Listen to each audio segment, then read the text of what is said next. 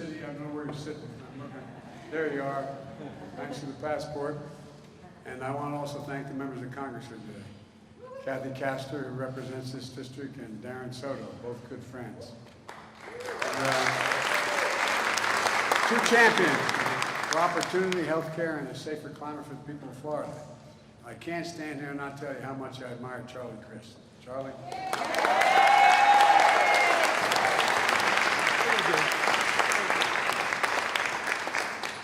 Don't think you're finished. Look, there's so many things we could focus on today at this great university, from education to foreign policy and a whole range of other issues. But earlier this week, I reported on the State of the Union. I said,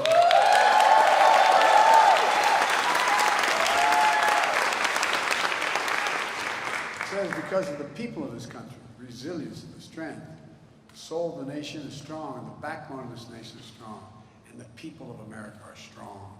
It's never been a good bet to try to count us out. Never, ever, ever. We're often told that Democrats and Republicans can't work together. But as I told my Republican friends on Tuesday, if we could work together the last Congress, and we did, there's no reason we can't work together to get things done as well in this Congress. And Pat Pesquet, an old friend of mine, when I was up in the Senate for 270 years, knows I know what I'm talking about on that score. We passed more major pieces of legislation in our first 2 years together, Democrats and Republicans, than any administration in history. The bipartisan infrastructure law, that was $1.2 trillion we agreed on to make us #1 in the world again. The Chips and Science Act, which is causing the investment of $300 billion, $300 billion to build these new fabs, they call them, factories to make chips, which we invented here in America, I might add. The PACT Act, which is to save the families and keep our commitment to all those who found ourselves in this place. The bipartisanly passed the Respect for Marriage Act. Don't tell me what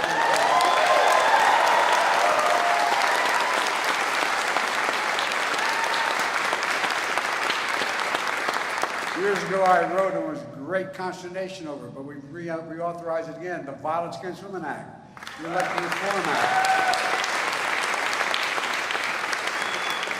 And folks, we did that in a bipartisan way. Democrats and Republicans did it. I don't know why they don't acknowledge they did any part of what's making the country great again. But in addition, we passed the American Rescue Plan, the Inflation Reduction Act. The people sent a clear message. Fighting for the sake of fighting gets us nowhere. There's things that we got to get things done. That's always been my vision for the country, and I think that's what the American people said in this off-year election. Yesterday I went to Wisconsin, nice and warm like down here, to talk about how we're building an economy from the bottom up and the middle out. I'm so tired of trickle-down economics, not allowed to trickle down to my dad's table when we were growing up. Today, I came to Florida to talk about a critical piece of that plan, giving families and seniors just a little more breathing room, my dad would say, to lower your health care costs, and especially important here in Florida. As I'm not surprised any one of you, it is to other people around the nation, you have the highest percentage of seniors of any state in the nation. The highest percentage. Folks on fixed incomes, relying on Social Security and Medicare to get by. They deserve a greater sense of security and dignity. That's what my plan offers. To many Americans, lay in bed at night, staring at the ceiling, wondering what happens if I get sick, if I get cancer, or my wife gets breast cancer, or the kids get really sick. What happens? What happens? We're going to have to sell the house. How are we going to pay our bills? I know my dad did that when he lost insurance at the company he worked for. Look, I get it. I signed the Inflation Reduction Act and took on the most powerful interest we've been fighting for years, pharma, to bring down health care costs so you can have a better night's sleep.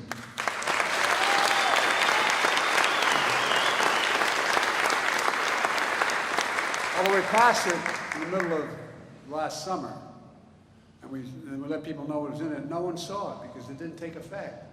until January 1st of this year. Yep. Not a minute too soon. 1 in 10 Americans has diabetes. Millions need everyday insulin to stay alive. Insulin has been around for 100 years. Matter of fact, the guy who invented it didn't patent it because he thought it should be available to everybody. It costs drug companies roughly $10 a vial to make, $13 total to package. Yet Big Pharma has been unfairly charging people hundreds of dollars more, making record profits, but not anymore.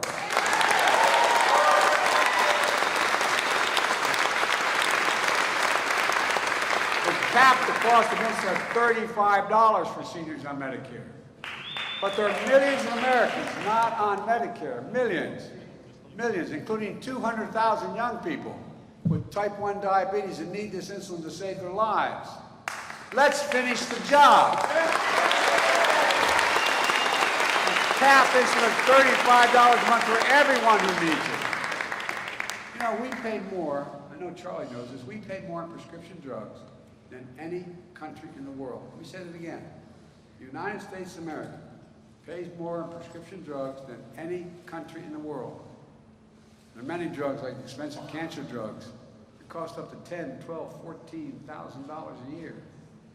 Well, as of this year, they can be charged no more, they can pay no more than $3,500 no matter what drug they get, and next year it goes down to $2,000, the maximum they have to pay for drugs.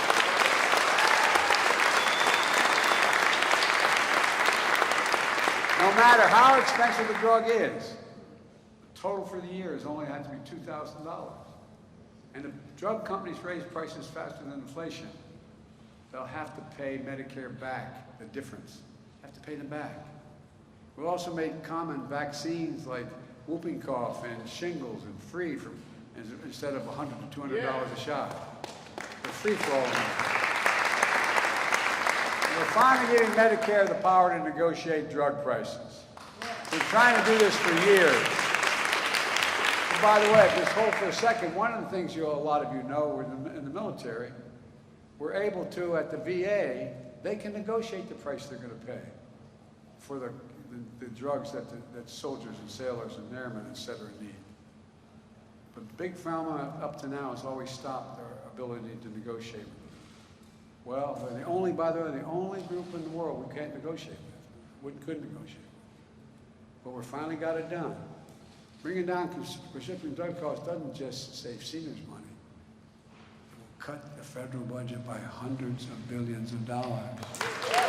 Not a joke. Because instead of paying $400, they're going to pay $35 for it. That's the government's cost. So this also brings down the deficit. You guys have to stand the whole time I'm saying. Why don't you bring us some extra chairs here, for real? Do we have chairs out there? That's not right. Sure, I know you can do it, but all right. If you want to come up on stage, you can do that too if you want to. Look, this is pretty basic. This is pretty basic. When I meet with the new Republican leadership, they say they're not going to raise taxes on anybody at all, and they're not going to do that, they're just going to cut. They said, what would you cut? So I'll start off with you. If you don't stop trying to do away with the legislation I did to hold Big Pharma accountable, I'm going to cut by hundreds of billions of dollars a day. And they looked at me like, what the hell is he talking about? Well, guess what? You pay that cost. Republicans and Republican senators and congressmen, and there are a lot of good ones, are still threatening to repeal the Inflation Reduction Act, which contains this legislation. Republicans in Congress have their way. The power we just gave Medicare to negotiate lower prescription drug prices goes away. A $2,000 cap next year in prescription drug goes away. The $35 a month insulin limitation goes away. And by the way, I was able to get enacted an $800 a year in savings for Americans to get their health insurance under the Affordable Care Act. But guess what? They want that to go away too. They've been trying to get rid of the Affordable Care Act for years, and millions of people are on it. If Republicans repeal the Inflation Reduction Act, we'll lose that $800 as well. And all the people who get their health care through the Affordable Care Act, 20% of all the people who get their health care through the Affordable Care Act live in Florida. 20%. And by the way, that's 3.2 million people. They're still trying to take it away.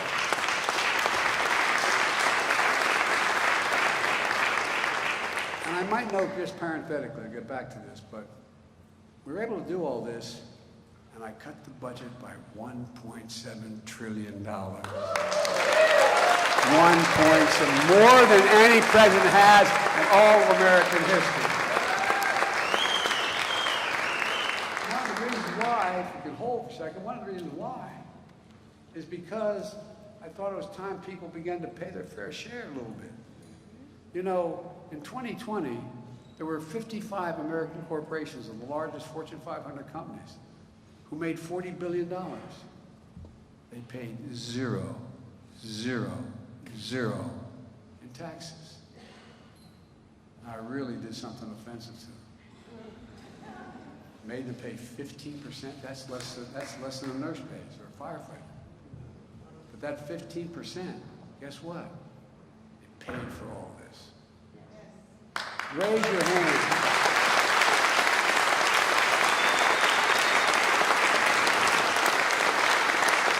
I made a commitment when I got elected, I'm going to keep it, I kept it, I'm going to keep it. No one making less than $400,000 will pay an additional penny in tax. Not one single solitary cent.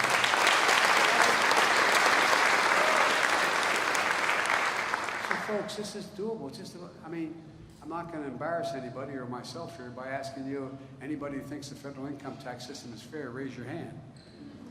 It's not, look, you got, right now, there are 1,000 trillionaires in America. I mean, excuse me, billionaires in America. 1,000. It went up from 600 and something, just in 2 years.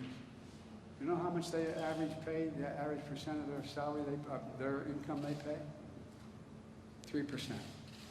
3. Well, it's less than the police officers I met a little bit earlier. Well, folks, look, make no mistake about it. If they try to raise the cost of prescription drugs or abolish the Affordable Care Act, I will veto it.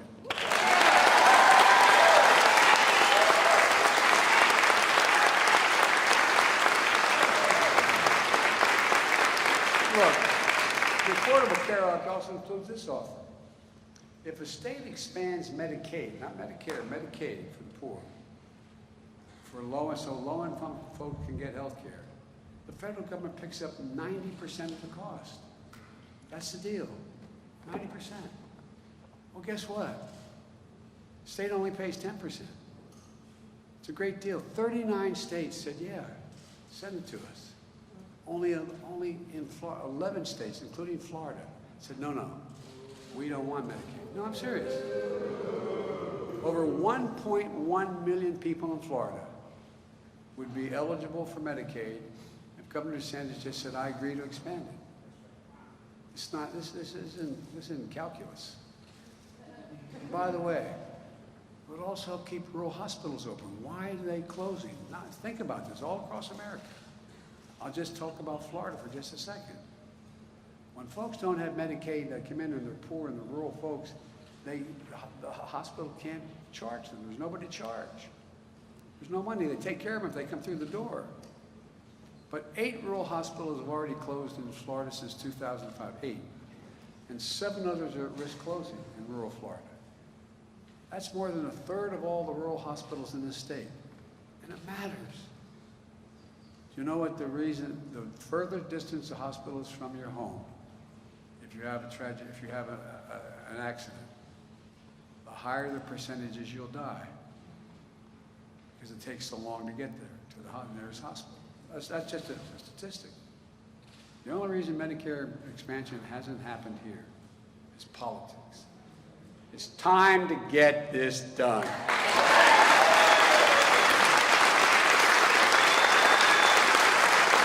It really is. And if you've done it, you've been elected.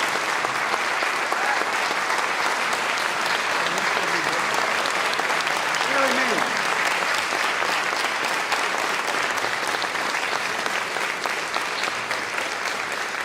You really don't get it. It's not like in the poor state of the union. Look, Now, you may have seen, we had a little bit of a spirit debate at the State of the Union. Well, I guess I shouldn't say anymore. But particularly with Social Security and Medicare. Republicans seemed shocked when I took out the pamphlets they were using about cutting Medicare and Social Security. Read from, Senator Scott's proposal. Read from a proposal from the senator from Wisconsin. They were offended. Liar, liar. By the way, the last person who said that on the floor of the Senate got censored by the Senate, by the Congress. But there are about 4 or 5, I don't know how many. I reminded them that Florida's own Rick Scott is the guy who ran the Senate campaign committee for Republicans last year, had a plan to sunset. Maybe he's changed his mind. Maybe he's seen the Lord.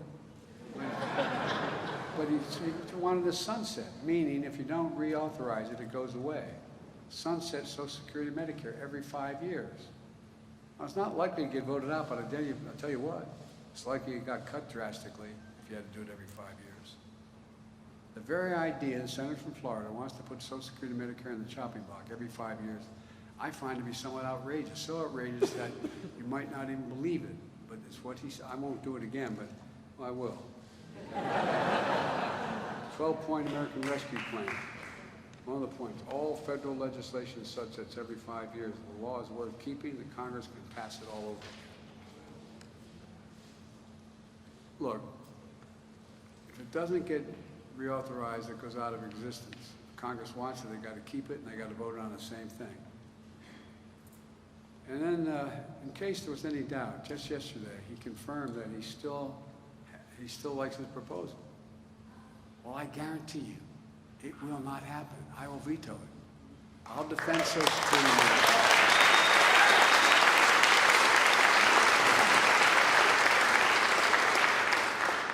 Senator Scott's not the only one. Senator Johnson of Wisconsin, his own party plan.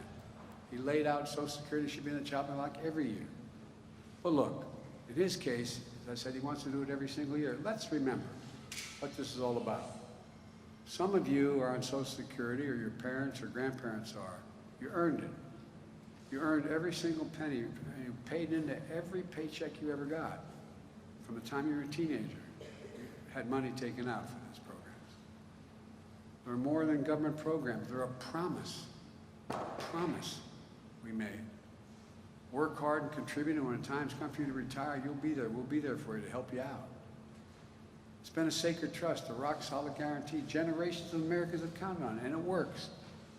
The number of seniors living in poverty has plummeted since Social Security was created. And now these guys want to cut it. I don't get it. I really don't. I don't know who they think they are. We saw on Tuesday night Republicans don't like me being called out on this. And we're not very happy with me pointing this out. But their words speak. Look, I know that a lot of Republicans, their dream is to cut Social Security and Medicare. Well, let me say this. If that's your dream, I'm your nightmare.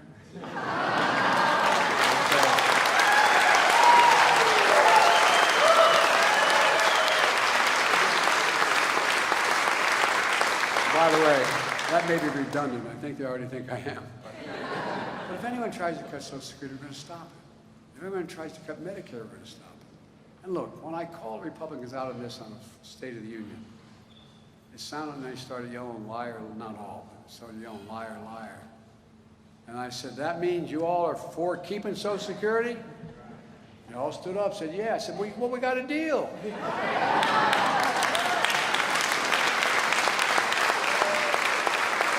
Sounded like they agreed to take these cuts off the table. I sure hope so. I really mean it. I hope so. Because they stood up, the vast majority of them said, yes, we will not cut Social Security and Medicare.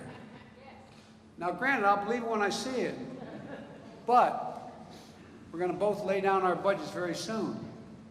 The Speaker of the House has been reasonable in terms of discussions with me so far. He talked about all these things. I said, look, why don't we just, I think it's March, the first week in March, why don't we just lay out our budgets? You put yours down, I'll put mine down. And our people sit and compare them. Decide where we can make a compromise, if we can make a compromise. When I put mine down, they're going to see I lowered the deficit this year by $2 trillion is what I'm talking about. By the way, the last fellow who had this job, who never showed up at the transition, I might add, but the last guy who had this job, he increased the federal debt, which took over 200 years to accumulate. That's what the debt is, by the way. We talk about the federal debt. It's every penny owed since the inception of this nation and the interest rates that follow. Okay, that's what it is. Just in 4 years, he added to that federal debt of over 200 years by 25%. And by the way, he had a $2 trillion tax cut. The vast majority went to the super wealthy. Guess what? Didn't pay for a single solitary cent of it. I will not cut a single Social Security or Medicare benefit. In fact, I'm going to extend the Medicare trust fund for at least 2 decades. I'm going to not raise taxes on anyone making over 400,000 grand. I'll pay for all my proposals by making the wealthy and big corporations pay just a little bit more. Like I said, you think a trillionaire should be staying at 3%? Look, I'm a capitalist. If you can make $1 million or $1 billion, I said trillion, if you make $1 billion or $1 million, God love you. But just pay something. No, I mean it sincerely. Just pay something. Capitalism without competition is exploitation. Some Republicans in Congress even threatened to have America default on its debt for the first time in American history if we don't agree to the cuts they want, or don't agree to any, and they will not agree to any tax increases on anything. Well, Democrats have never, ever done that. Our national debt is accumulated well over 200 years. We haven't missed a payment ever in America. Why in God's name would we give up the progress we made for the chaos they're suggesting? This nation has gone through too much. We've come too far to let that happen. And I won't, and I don't think you will either, at least not on my watch. Let me close with this. Just look at what we've done over the last 2 years. 12 million new jobs created. More jobs created in 2 years than any time in American history. More than that.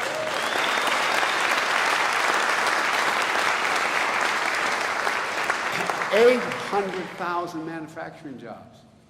Where in God's name is it written that we can't lead the world in manufacturing again like we used to? The lowest unemployment rate in 50 years. Inflation coming down 6 months in a row with more to go. A record 10 million Americans have applied to start a small business. 10 million. Never happened before. It's clear our overall economic plan is working, but there's much more work to do. Now let's build on the progress we made. Let's protect lower prescription drug costs for seniors, expand health coverage for more who need it and can't get it, defend and strengthen the Social Security and Medicare system, keep building the economy from the bottom up and the middle out. We know we can do this. I've long said, it's never ever, and I mean this from the bottom of my heart, it's never ever been a good bet to bet against the American people. And I can honestly say,